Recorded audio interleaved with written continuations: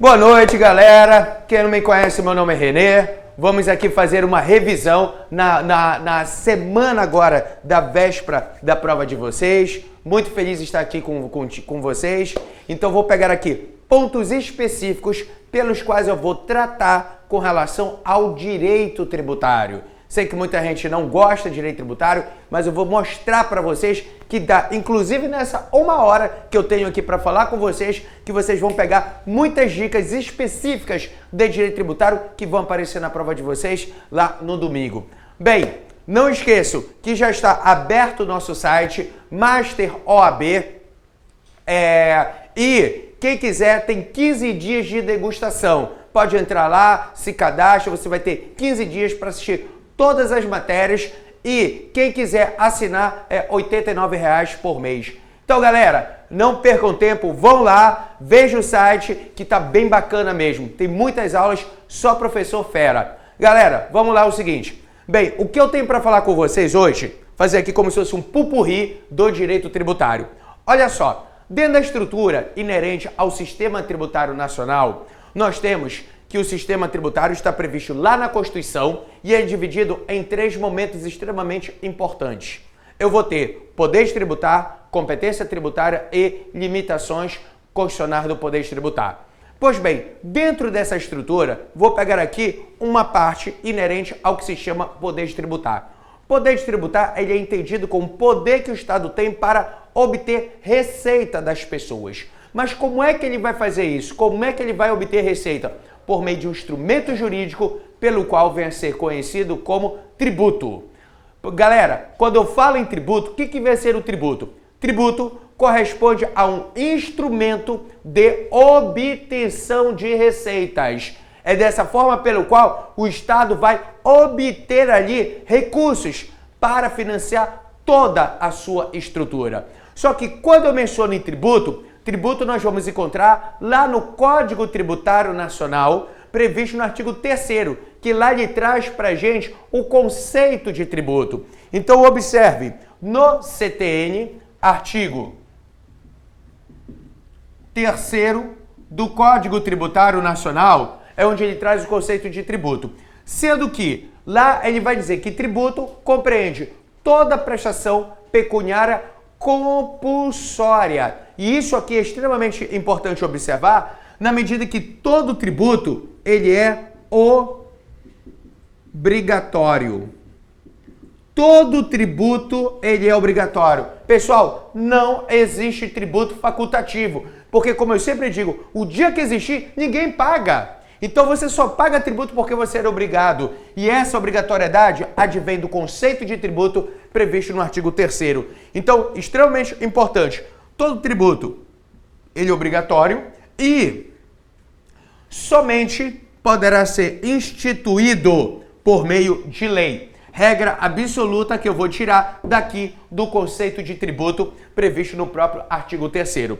Sendo que, quando eu menciono tributo corresponde a um gênero, onde nós vamos encontrar espécies de tributos, que de acordo com o legislador constituinte, nós vamos encontrar lá na Constituição 5 espécies de tributos. Quais são essas espécies? Então nós vamos ter impostos, taxas, contribuições de melhoria, empréstimos compulsórios e contribuições especiais.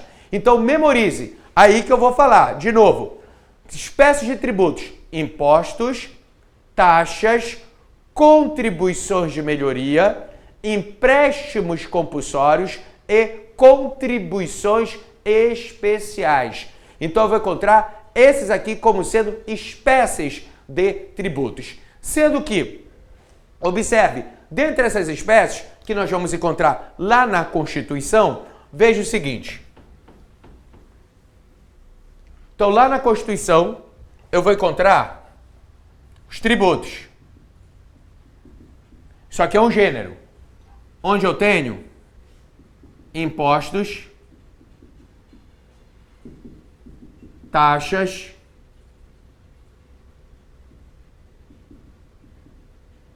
contribuições de melhoria empréstimos compulsórios e contribuições especiais.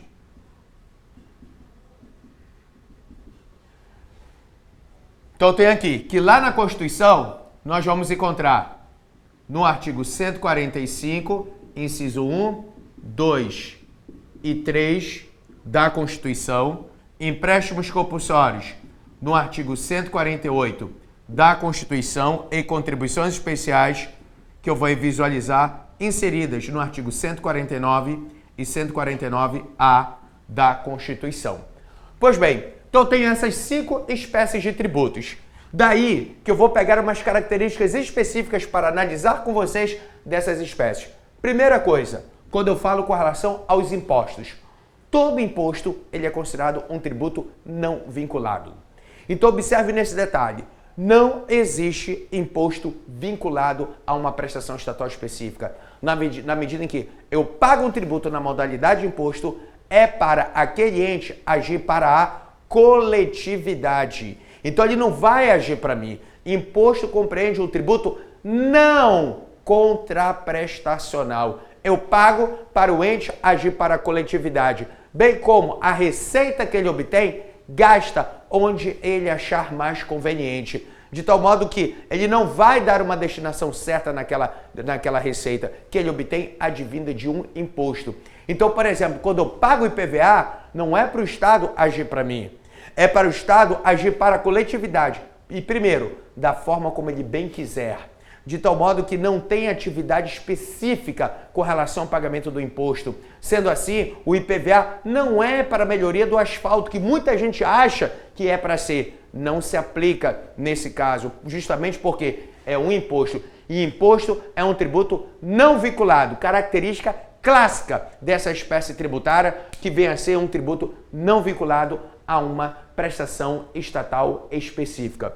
Já as taxas, de outro lado, eu posso visualizar aqui com relação às taxas, já é o oposto, porque taxa já é considerado um tributo vinculado. E quando eu menciono que a taxa vem a ser um tributo vinculado, vem a ser vinculado ao quê? Ao que está previsto na Constituição, de forma específica no artigo 145, inciso 2.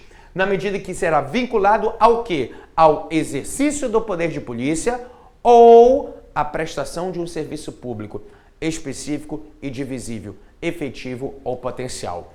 De tal modo que, quando eu falo em taxa, sempre para serviços específicos. Uma pergunta? Tenho 2 perguntas. Opa, então manda. Então, galera, se quiser pode mandar pergunta. Então, a Laila Cristina mandou assim: qual tipo de lei pode criar tributo? Perfeito. Lei complementar, ordinária, etc. Certo. Vamos lá. Qual é o nome? Laila Cristina. Laila Cristina, essa resposta aqui é para você. Pergunta qual tipo de lei poderá servir para instituir tributos? Beleza, olha só. A lei que institui o tributo, como regra, é lei ordinária. A regra é lei ordinária. Contudo, eu vou encontrar exceções. Fazer esse parênteses aqui, mas eu não esqueci aqui, galera. Cuidado, não esqueça que eu ainda vou voltar para cá. Então eu tenho regra, lei ordinária, exceção, lei complementar. Há 4 tributos pelos quais somente podem ser instituídos mediante lei complementar, que vem a ser empréstimos compulsórios, imposto sobre grandes fortunas, imposto residual e contribuição residual da Seguridade. Então eu vou visualizar esses 4 que são lei complementar. Tirando esses 4, qualquer outro, regra, lei ordinária. Tudo bem? Beleza. Qual é a próxima pergunta? Então tá, Mariana Oliveira perguntou assim: pode ser criado tributo por medida provisória? Perfeito. Mariana Oliveira? Isso. Então, Mariana Oliveira, essa também é para você. Olha só, é interessante que essa tua pergunta se integra com a primeira. Por quê? A regra é que o tributo seja instituído mediante lei ordinária. Lá na Constituição, medida provisória, eu vou encontrar no artigo 62 da Constituição. E lá ele diz que é possível o presidente da República editar uma medida provisória com força de lei toda vez quando houver uma situação relevante e urgente. A priori, eu poderia instituir tributos por medida provisória. Não há nenhum problema. Inclusive, o próprio STF diz que está tudo ok. Só vou visualizar uma vedação, que é com relação aos tributos que eu acabei de mencionar com reserva de lei complementar. De tal modo que há uma proibição na Constituição, onde eu vou visualizar no artigo 62, parágrafo 1º, inciso 3, onde lá é dito que é vedado a edição de medida provisória em matéria com reserva de lei complementar. Ora, se então eu estou vedando MP, medida provisória, matéria que é reserva de lei complementar, tenho 4 tributos que são reserva de lei complementar. Como eu mencionei há pouco, empréstimos compulsórios, imposto sobre grandes fortunas, imposto residual e contribuição residual da Seguridade. De tal modo que esses aqui não podem ser instituídos por medida provisória. Numa interpretação a contrário senso, significa que os demais tributos podem ser instituídos tranquilamente por meio de medida provisória. Beleza? Então tá, fechei aqui esse parêntese, vamos voltar para cá. Como eu estava mencionando para vocês, então eu tenho aqui com relação à figura das taxas. Nas taxas diz que ela é vinculada a uma atividade estatal específica. De tal sorte que toda vez que eu faço essa atividade, ou venha a ser o exercício do poder de polícia ou a prestação de um serviço público específico e divisível, efetivo ou potencial. De tal modo que taxa somente pode servir para serviços específicos. Serviços gerais jamais poderão ser financiados por meio de uma taxa. Daí porque não cabe taxa para segurança pública, não cabe taxa para serviço de iluminação pública, porque tanto a iluminação quanto segurança pública são considerados serviços gerais. Dessa forma, por serem serviços gerais, somente podem ser financiados, aliás, somente não, via de regra, podem ser financiados por meio dos impostos, mas taxa em hipótese nenhuma. Tanto é que o próprio Supremo Tribunal Federal já falou que não cabe taxa para a segurança pública e também não cabe taxa para a iluminação pública. Agora, uma coisa é certa, taxa não cabe para a iluminação, que inclusive é conhecida como CIP. Aliás, desculpa, TIP. A TIP não pode, levando em consideração que taxa só para serviços específicos, iluminação serviço geral. Contudo, lá na Constituição, posteriormente, foi criado o que se chama de uma contribuição especial, que é conhecida como CIP. A CIP pode, que é a contribuição de iluminação pública, levando em consideração as suas características. Porém, a taxa não cabe à taxa de iluminação pública. Então eu tenho aqui, falei nas características das taxas, tenho da contribuição de melhoria, e quando eu menciono em contribuição de melhoria, eu vou encontrar lá na Constituição, no artigo 145, inciso 3.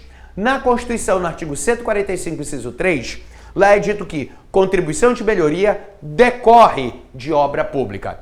De tal sorte que quando ele fala que decorre contribuição de melhoria de obra pública, eu tenho sempre que visualizar a existência de 2 requisitos para a instituição dessa espécie tributária. O que vem a ser? Para ter uma contribuição de melhoria, eu tenho que ter a realização de uma obra pública e que essa obra pública gere uma valorização imobiliária. Então, cuidado com esse detalhe. Contribuição de melhoria também é vinculada a uma atividade administrativa, mas atividade administrativa inerente à obra. Taxa é outra atividade administrativa, porque quando eu falo aqui, a taxa ela é vinculada a um serviço público específico e divisível ou o exercício do poder de polícia, específico para taxa. Ao passo que para a contribuição de melhoria é vinculada à atividade administrativa inerente à obra. Só que dessa obra necessariamente tem que surgir uma valorização imobiliária. De tal modo que, por haver sempre a necessidade de ter uma valorização imobiliária, perguntinha boa de prova, que já caiu, incluindo na prova do exame de ordem, e caso caia de novo para você não errar. O que vem a ser? Veio uma pergunta lá, entre as assertivas. Se contribuição de melhoria poderia ser utilizada para financiar obra pública? Resposta, não. Não cabe, justamente porque contribuição de melhoria só pode ser cobrada após a realização de uma obra, nunca nem antes e nem durante. Por quê? Justamente porque há necessidade de preencher os dois requisitos. E o segundo requisito, valorização imobiliária, só consigo detectar com o término da obra, jamais antes e durante. Então, toda vez quando eu falar em contribuição de melhoria, apenas após a realização de obra pública. E detalhe, contribuição de melhoria pode ser cobrado por qualquer ente, seja União, Estados, Município ou Distrito Federal. Basta visualizar qual foi o ente que realizou a obra e que dessa obra surgiu uma valorização imobiliária. Pois bem, então aqui tenho essas características inerentes à contribuição de melhoria. Cheguei aqui agora com relação aos empréstimos compulsórios. Pessoal, quando eu menciono com relação aos empréstimos compulsórios, isso aqui corresponde a um tributo que é de competência exclusiva da União. Somente a União vai poder instituir os empréstimos compulsórios. Estados não institui, município não institui, somente a União. De tal modo que, quando a União ela vai instituir empréstimo compulsório, somente também para 3 hipóteses. Então eu vou encontrar os empréstimos compulsórios onde? Artigo 148 da Constituição. Lá no artigo 148 é dito que cabe à União, com exclusividade, instituir empréstimos compulsórios mediante lei complementar. Aqui, inclusive, está uma exceção que eu mencionei para vocês, na medida que empréstimos compulsórios tão somente por meio de lei complementar. Agora, a União vai poder instituir, levando em consideração 3 motivos. Há 3 motivos pelos quais determinou a União a instituição dos empréstimos compulsórios. Quais são? Calamidade pública, guerra externa ou investimento público. Então significa o seguinte, presente um desses 3 motivos, calamidade, guerra e investimento público, a União fica autorizada a instituir empréstimos compulsórios. E esses motivos são considerados taxativos. De tal modo que qualquer outro motivo que apareça na prova de vocês é alternativa equivocada. Porque somente esses 3, calamidade pública, guerra externa ou investimento público. De tal modo que, como eu mencionei para vocês e repito, que essas hipóteses elas são taxativas. Vem a União, institui empréstimo compulsório. A receita pelo qual ela vai obter somente poderá destinar ao motivo pelo qual determinou a sua instituição. Sendo assim, a União institui empréstimo compulsório para uma calamidade pública. A receita que ela obtém somente poderá destinar à calamidade pública. Institui empréstimo compulsório para hipótese de financiamento público, somente poderá destinar ao próprio financiamento. E detalhe, terminado o motivo, terminado a causa de instituição, ou seja, terminado a situação de calamidade pública, a necessidade de realizar investimento público ou uma guerra externa, o país voltou novamente a um estado de paz, nesse caso, dever-se-á cessar a cobrança dos empréstimos compulsórios, sob pena de, dali em diante, essa cobrança ser considerada inconstitucional. De tal modo que, toda vez quando eu falar dos empréstimos compulsórios, de acordo com a doutrina, venha a ser um tributo motivado. Porque esses 3 motivos servem tanto para a sua instituição quanto manutenção da cobrança dos empréstimos compulsórios. E, cessada a cobrança, vai aparecer a principal característica inerente a essa espécie tributária.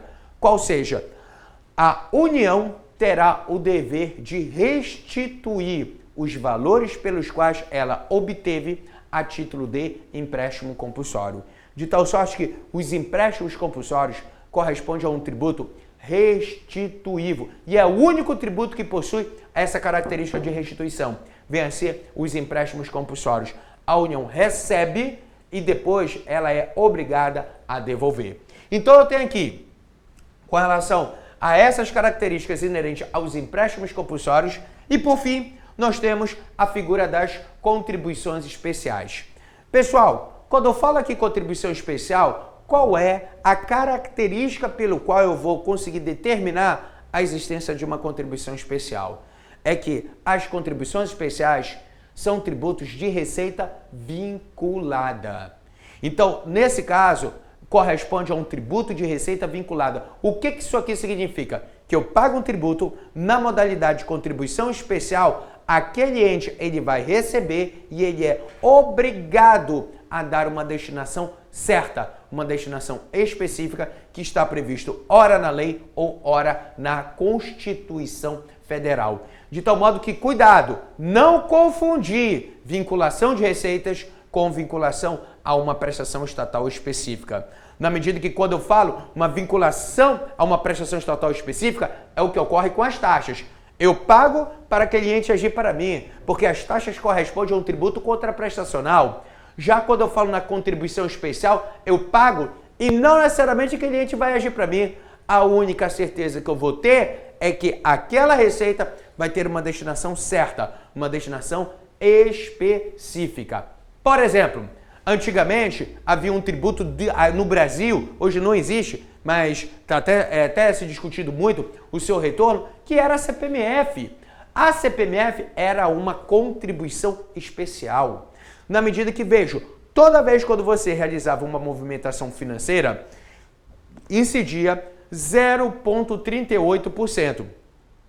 Desse 0,38%, significa que era retirado esse 0,38% em cima da tua movimentação financeira, ia para a União, então quer dizer, você pagava, não tinha nenhuma atividade específica sobre a sua pessoa, só que a União pegava essa receita e destinava diretamente para a saúde. Vejo, então quer dizer que era um tributo de receita vinculada, isso era uma contribuição especial. E galera, só vou logo adiantando, CPMF, cuidado, não embarque no vício, no erro que a mídia todo o tempo coloca. Porque a mídia todo o tempo diz, estão discutindo a CPMF. Aí coloca ali, vírgula, o imposto do cheque. Eu sempre digo o seguinte, se CPMF fosse imposto, não começava com C de contribuição, começava com I de imposto. Veja, contribuição provisória sobre movimentação financeira. Então como eu digo, é contribuição e não imposto.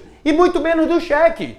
Porque se fosse assim, só incidia esse tributo quando eu passasse um cheque. E na verdade incide sobre movimentação financeira. Ou seja, tá tudo errado que é falado ali pela mídia. Então, observe esse detalhe técnico com relação à CPMF, que era uma contribuição especial. E eu vou encontrar as contribuições especiais, todas elas inseridas no artigo 149 e o artigo 149A da Constituição. De tal modo que, vou pegar aqui, quando eu menciono com relação a essas contribuições especiais, lá no artigo 149, vem o legislador constituinte e diz o seguinte, cabe à União, com exclusividade, instituir as contribuições sociais de intervenção no domínio econômico e dadas no interesse de categorias profissionais ou econômicas. Então, observe, lá no artigo 149, o legislador lhe diz, cabe à União, com exclusividade, instituir. E aí ele fala contribuições sociais de intervenção no domínio econômico e dadas no interesse de categorias profissionais econômicas. De tal modo que, então, como é que eu vou raciocinar? Quando eu falo em contribuição especial, com relação às do artigo 149, isso aqui é um gênero. Porque lá na Constituição eu vou encontrar espécies de contribuições especiais. Quando eu menciono com relação às espécies de contribuições especiais, são as mencionadas aqui no próprio 149, que é quando ele fala em contribuição social de intervenção no domínio econômico e dadas no interesse de categorias profissionais ou econômicas.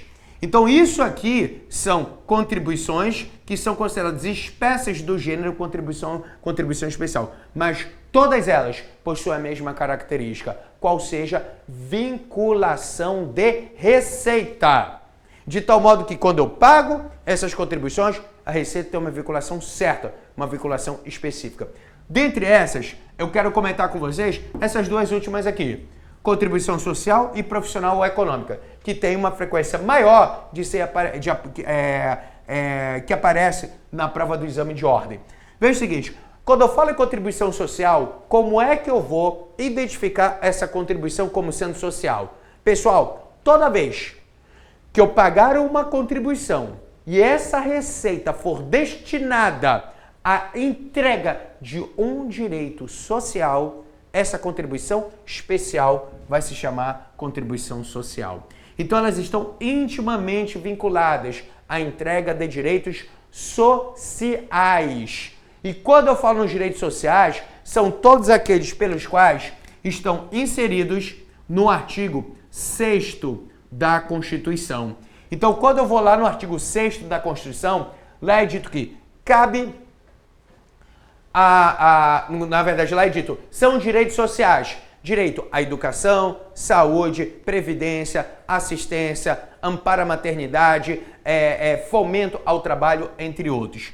De tal sorte que, nesse momento, quando eu falo com relação a essas contribuições sociais, quer dizer, criei uma contribuição e vinculei a Receita a qualquer um direito social previsto no artigo 6º, eu vou chamar de contribuição social. Sendo certo que veio o legislador constituinte aqui no artigo 6º e ele retirou 3 direitos. Pegou 3 direitos aqui no artigo 6º, 3 direitos sociais e formou um conjunto com esses 3 direitos sociais, o qual resolveu chamar de seguridade. Então, qual é a consequência? Houve, portanto, a necessidade de se criar contribuições que pudesse financiar esse grupo de direitos sociais. Daí porque a contribuição social acabou obtendo uma subclassificação, na medida que eu tenho contribuição social da Seguridade. Quando eu menciono em contribuição social da Seguridade, Seguridade, como eu falei, compreende a um conjunto de direitos sociais que compreendem saúde, previdência e assistência.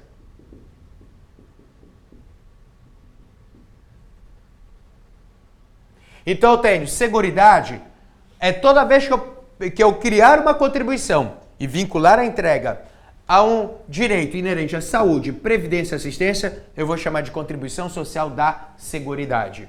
Sendo que, se não for nenhum desses 3, porque quando você vai no artigo 6º, vou ter uma gama de direitos sociais muito maior, obviamente. Então, quer dizer, qualquer outro direito social que não seja nenhum desses 3 aqui e for financiado por uma contribuição, eu vou classificar como contribuição social geral.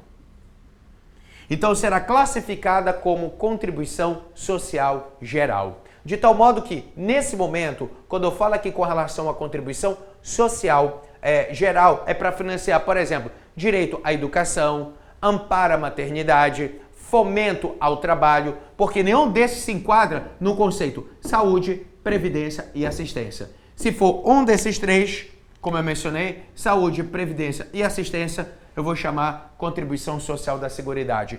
Caso não seja, contribuição social geral. Então, nós temos aqui as contribuições sociais, como gênero, e, por fim, vou visualizar as contribuições profissionais ou econômicas. Pessoal, quando eu menciono com relação às contribuições profissionais ou econômicas, são aquelas destinadas aos conselhos profissionais de fiscalização.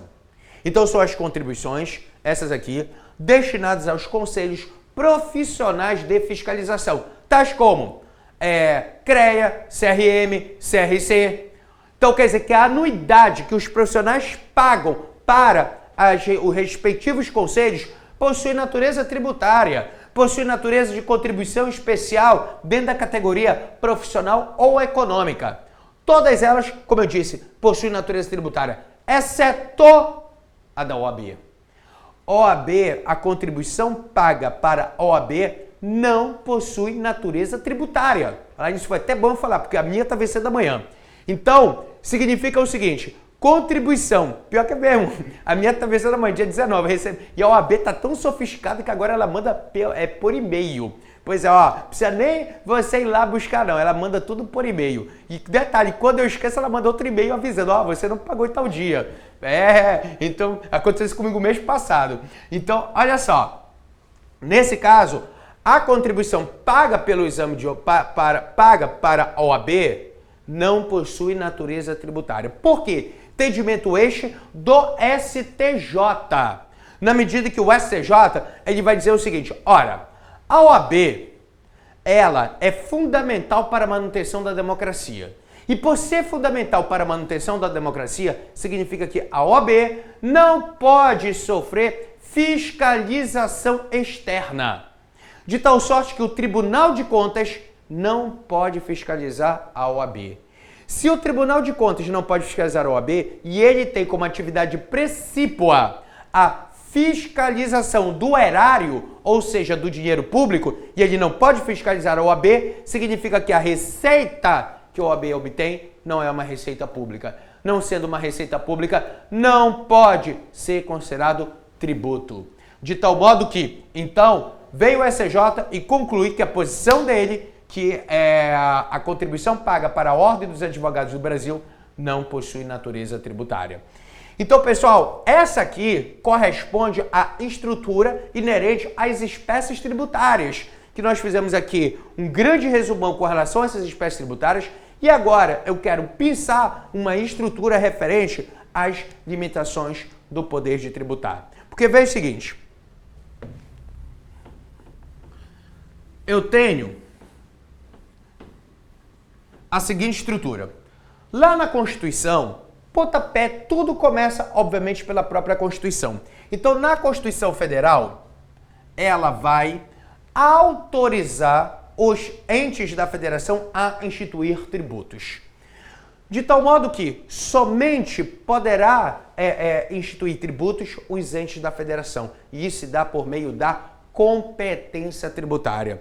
Tanto é, quando se fala em competência, qual é o conceito de competência? Competência é entendido como a divisão do poder de tributar. Então, e essa competência tem como fundamento a estrutura federativa do país. De tal modo que somente ente da federação possui competência tributária. Então, pessoal, cuidado para não confundir e achar que quem tem competência vem a ser toda pessoa jurídica de direito público. É errado. Competência tributária somente ente da federação, União, estados, municípios e Distrito Federal. De tal sorte que autarquias e fundações públicas não possuem competência tributária. Então eu tenho aqui o seguinte, vem a Constituição e o que ela faz? Ela simplesmente autoriza a instituição de tributos por meio da competência. Então, a competência, que é tão somente dos entes da federação, ela é autorizativa pela Constituição. O que isso aqui significa? Quando eu digo que a Constituição autoriza e não impõe, é que o ente institui o tributo se quiser. Ele tem, na verdade, a competência é uma prerrogativa, não é uma obrigação. Então, a competência é uma prerrogativa para o ente instituir toda vez que achar mais conveniente. Então, você diz, olha, eu quero instituir um tributo. Vai lá e institui, porque ele tem autorização aqui na Constituição, mas ele não é obrigado a instituir.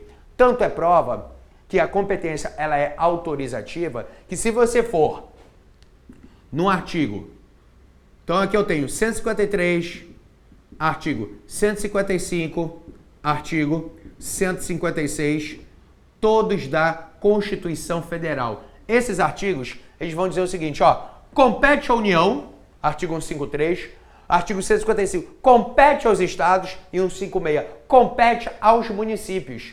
Então, o legislador constituinte dá uma autorização e o ente exerce a competência se quiser.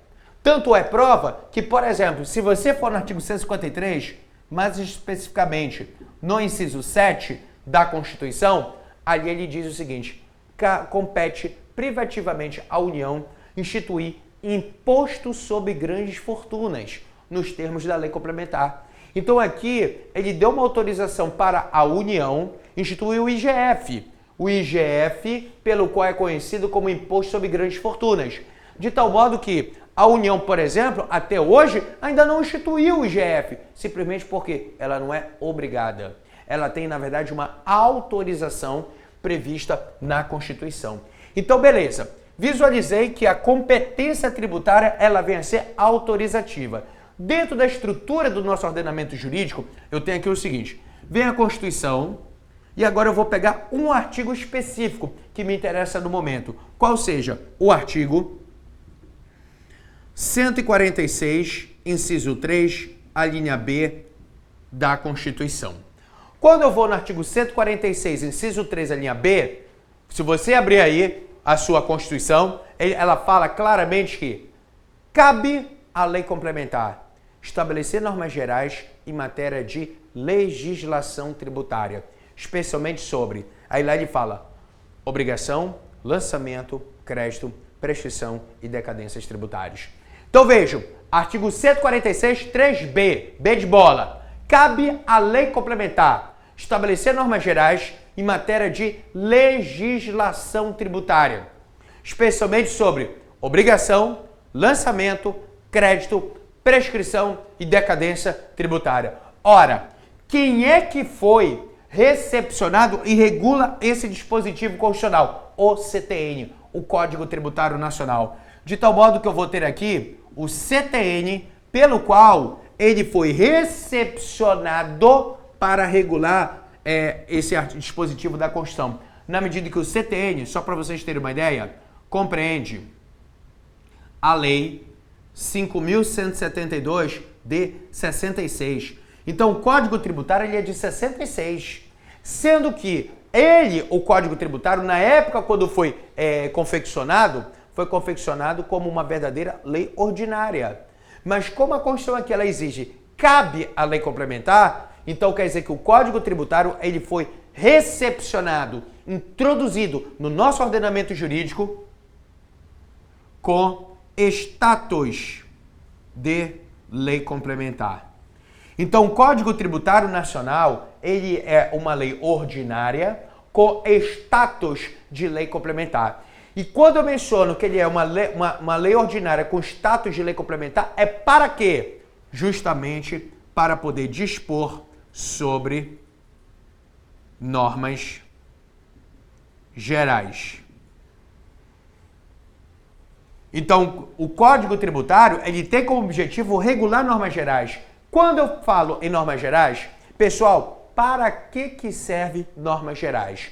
Normas gerais servem para padronizar institutos jurídicos, ou seja, uniformizá-lo em todo o território nacional. E quais institutos jurídicos devem ser padronizados? Aqueles pelos quais estão inseridos aqui na própria Constituição. A Constituição ela diz pra gente o que compreende normas gerais, de tal modo que vem o Código Tributário e regula como normas gerais obrigação, lançamento, crédito, prescrição e decadência. E decadência tributária. Então eu tenho obrigação, lançamento, crédito, prescrição e decadência tributária. De tal modo que veio o código e padroniza esses institutos. Porque, por exemplo, vem o CTN e diz, olha, o prazo de prescrição compreende um prazo de 5 anos. Bem como o de decadência. Então, pessoal, eu digo logo o seguinte, na prova, tá lá fazendo, apareceu prazo em matéria tributária, na dúvida, não faço a menor ideia que seja aquele prazo, na dúvida eu sempre digo, chuta em 5. Na dúvida, chuta em 5 anos. Porque a grande maioria dos prazos em matéria tributária corresponde a 5 anos. Então, apareceu lá um prazo, matéria tributária, na dúvida, chuta em 5. E prescrição e decadência corresponde a 5 anos, todos esses dois prazos. E aí o objetivo é padronizar. Tanto é que, por exemplo, no Rio de Janeiro, o prazo de prescrição dos tributos do Rio de Janeiro, 5 anos. São Paulo, prazo de prescrição dos tributos em São Paulo, 5 anos. Lá no Pará, do outro lado do país, prazo prescricional, 5 anos. Então, quer dizer, eu tenho esses prazos padronizados, conceito de obrigação, modalidade de lançamento, características inerentes do crédito tributário, tudo padronizado, previsto no Código Tributário Nacional, pelo qual foi recepcionado com status de lei complementar.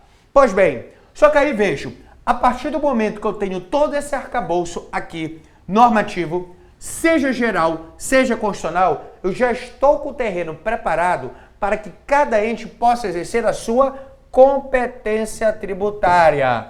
Como eu disse, somente exerce competência os entes da federação. De tal modo que, então, ele vai exercer a sua competência. E como que ele vai exercer? Instituindo o tributo. E instituído por meio de quê? Foi a primeira coisa que eu falei para vocês quando eu disse o conceito de tributo. Por meio de lei. De tal modo que, toda vez que um ente for instituir o tributo, terá que ser por meio de lei. E que lei é essa? Lei sua, lei própria. Então é uma lei federal, estadual, municipal ou distrital. Então essa lei é a lei que vai instituir o tributo. Então aqui eu vou ter a lei que vai instituir o tributo. Então, quem institui o tributo é a lei. E, pessoal, não é a Constituição. Constituição não institui nada.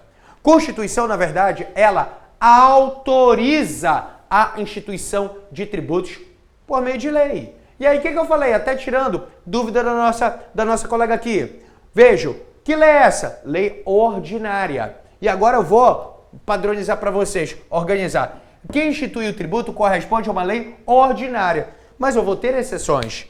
As exceções correspondem, como eu mencionei naquela hora, empréstimos compulsórios, previstos lá no artigo 148 da Constituição, imposto sobre grandes fortunas, previsto no artigo 153, inciso 7 da Constituição, imposto residual,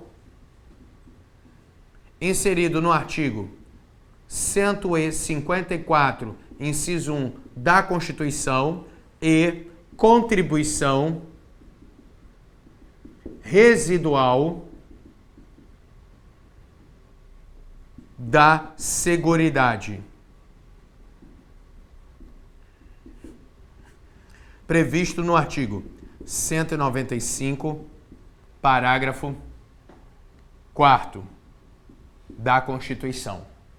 Tudo isso aqui compreende a edição de lei complementar, esses 4 aqui. E aí, como eu falei, já até complementando com a outra pergunta, que era o seguinte, por esses 4, então somente esses 4, seriam reserva de lei complementar, não pode ser instituídos por medida provisória com base no artigo 62, parágrafo 1º, inciso 3 da Constituição, onde lá é dito que é vedado a edição de medida provisória em matéria com reserva de lei complementar. Como esses 4 tributos correspondem à reserva de lei complementar, não podem ser instituídos por medida provisória. Oi? Hã? Ah, tá. Que horas? Mais uns 5 minutinhos. Beleza, tranquilo. É que tu já estão falando comigo aqui. Mais 5 minutos que é para terminar? Pode ser? Pode, tranquilo. Então, pessoal, galera, vamos lá. Vamos terminar aqui. Então, eu tenho aqui com relação à medida provisória que não pode instituir esses. Agora, qualquer outro tributo com reserva de lei ordinária pode ser instituído. Mas aí vem o seguinte, tem aqui a lei e essa lei ela vai instituir o tributo. No momento que ela está instituindo o tributo, ela está prevendo o que se chama de hipótese de incidência tributária. De tal modo que essa lei, quando ela estiver prevendo a hipótese de incidência, como é que vem a ser? Vem a Constituição e autoriza, por exemplo, os estados a instituir o IPVA. Então vem a Constituição e diz, ó, os estados estão autorizados a instituírem proprietários de veículo automotor por meio do IPVA. Vem o estado e ao instituir o IPVA, ele diz, aquele que for proprietário de veículo automotor terá o dever de pagar o IPVA. No momento pelo qual vem aqui a lei instituindo o tributo, repetindo a mesma conduta que está autorizada na Constituição, ela estará prevendo a hipótese de incidência tributária. Então aqui eu tenho a hipótese de incidência. Pessoal, hipótese de incidência, o que vem a ser uma previsibilidade normativa? Simplesmente a descrição prevista na lei de algo que pode acontecer ou não. Simplesmente porque pode ser que umas pessoas se tornem proprietárias de veículo automotor, outras não. Simplesmente a descrição na lei é conhecida como hipótese de incidência tributária. Porém, pode chegar a dado momento onde eu consiga visualizar a subsunção do fato à norma. Essa subsunção do fato à norma, aí sim, faz gerar para a pessoa o dever de pagar um tributo. Não é à toa que essa subsunção, a hipótese de incidência, que é a concretização, ou seja, a sua materialização, vem a ser conhecida como a ocorrência do fato gerador. Então, quando eu falo em fato gerador, o que é o fato gerador? É a materialização da hipótese de incidência, ou seja, a sua concretização. No exemplo que eu citei para vocês, quando a pessoa efetivamente se torna proprietária de veículo automotor. Então, vem a lei e diz, aquele que for proprietário de veículo automotor, simplesmente a descrição na lei é a hipótese de incidência. O dia que a pessoa efetivamente se tornou proprietária de veículo automotor, qual é a consequência? Então, ela praticou o fato gerador. E, pessoal, isso aqui é extremamente relevante, para a gente já finalizando aqui, justamente por quê? Porque com a concretização da hipótese de incidência, que é o fato gerador, ele serve para dar surgimento, ou seja, nascimento, ao que vem a ser conhecido como obrigação tributária. Então, toda vez que eu mencionar na obrigação tributária, ela surge do fato gerador. Então, obrigação tributária não surge da hipótese de incidência, sempre vem do fato gerador. E obrigação tributária compreende um vínculo jurídico transitório que decorre de lei. Por que eu disse que decorre de lei? Porque a obrigação tributária nada mais é do que a materialização, ou seja, o efeito do fato gerador, que sempre vem a ser a materialização da hipótese de incidência que está prevista em lei. Vejam, essa sequência aqui é sempre um caminho de via única. Não existe obrigação tributária sem fato gerador. Então, não existe fato gerador se eu não tenho previamente uma hipótese de incidência prevista em lei. E para eu ter uma hipótese de incidência prevista em lei, eu tenho que, primeiro, o Código Tributário estabelecer normas gerais e, como consequência, como antecipadamente, a Constituição ter definido tanto a competência tributária quanto o que corresponde a normas gerais. Então, pessoal, isso aqui foi uma estrutura geral que eu passei aqui para vocês do direito tributário. Então, não esqueçam, se gostaram da aula de hoje aqui, não minha, mas como de todos os outros professores, vejam aí na página OAB Master. Vocês vão ter 15 dias de degustação aí. Não percam essa oportunidade, vale muito a pena. E quem quiser assinar, R$ 89,00 por mês. Então, pessoal, obrigado mesmo pela atenção de vocês. Sucesso na prova no domingo. Qualquer coisa, pode me mandar uma pergunta. Deixem aberta a minha página no Face. E minha página no Face, Professor René Longo. Quem quiser, é só ir lá, Professor René Longo. Pode me procurar, você vai achar página no Facebook. Se tiver uma dúvida, uma pergunta, pode mandar um inbox. Terei o maior prazer em responder vocês. Só que antes de eu encerrar, parece ter uma pergunta. Não, professor, eu vou fazer o seguinte. Eu peguei... São muitas dúvidas. Sim. São muitas perguntas. Eu vou pegar tudo e eu peço pra colocar no grupo do Face. Eu coloco as respostas lá, você responde? Respondo. E eu coloco as respostas lá no grupo do Face? Sim, mas aí tu tem que me colocar no grupo, então, do Face. Eu coloco. Beleza, então me coloca lá que eu respondo. Galera, Mais tarde, então, se der, se não, no máximo até amanhã, eu respondo para vocês essas perguntas. Então, ou então, se você quiser, também pode fazer essa pergunta entrando, se for o caso, na minha página no Facebook, reproduz essa sua pergunta lá, porque aí como é na minha página, vai chegar todo tempo uma notificação. Então não tem como, porque vai ficar lá me enchendo, eu digo, vou e respondo essa pergunta. Mas não deixe não de me perguntar. Então, obrigado mais uma vez pela atenção de vocês. Mais uma. Opa! O pessoal tá perguntando de onde você é. Eu duvido alguém acertar de onde eu sou. Pode fazer o bolão que for. Olha, e já vou dizendo, não sou angolano, não sou chileno e não sou peruano. Então pode acabar com isso. Nasci no Brasil, vou logo avisando. Na verdade, eu sou de uma região que ninguém vai acertar, porque eu sou do Amapá. Talvez vocês sejam a única pessoa que vocês vão conhecer do Amapá, fronteira com a Guiana Francesa. Por isso que eu falo meio estranho. Mas esse é o sotaque que eu já nem sei se é mais de lá, porque eu já moro anos no Rio de Janeiro. Acabou misturando, já morei em São Paulo também. Mas a minha origem é estado do Amapá, ex-território federal. Lá no lugar onde, aliás, sabe onde o Judas perdeu as botas? É depois, é longe, mas é muito longe. Então, e aí, mais alguma coisa? Não? Beleza, galera. Obrigado pela atenção de vocês. Um beijo para todos. Sucesso para vocês na prova do exame de ordem.